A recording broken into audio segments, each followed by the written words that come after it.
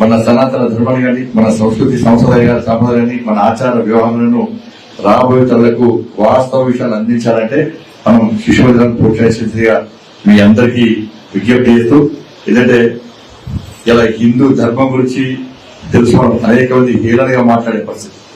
హిందూ దేవుల గురించి, హిందూ ధర్మం గురించి, మన సనాతన ధర్మం గురించి హేళన చేసే పరిస్థితి. ఇటువంటి పరిస్థితులు నాకు పాట గుర్తొస్తే గీత గుర్తొస్తాను నాకు.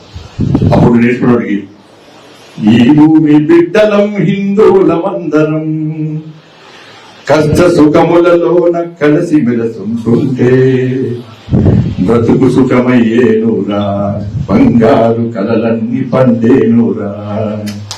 ఈ భూమి బిడ్డలం హిందువులమందరం, కష్ట సుఖములలోన కలిసి మెలసుంటుంటే బ్రతుకు సుఖమయ్యేనురా, బంగారు కలలన్నీ పండేనురా.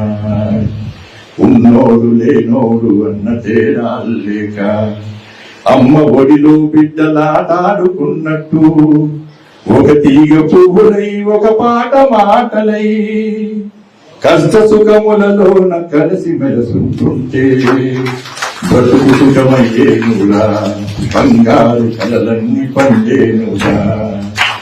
చెవిలేని పాటలా మతిలేని మాటలా, ఎంత గొంతెత్తితే ఏమి లాభమురా.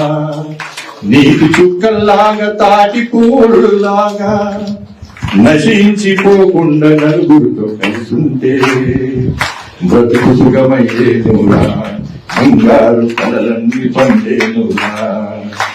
ఈ భూమి బిడ్డలం హిందువులమందరం, కష్ట సుఖములలోన కలిసి మెలసుంటుంటే బ్రతుకు సుఖమయ్యేనురా, బంగారు కలలన్నీ పండేనురా. భారత్ మాతకి జై శ్రీరామ్.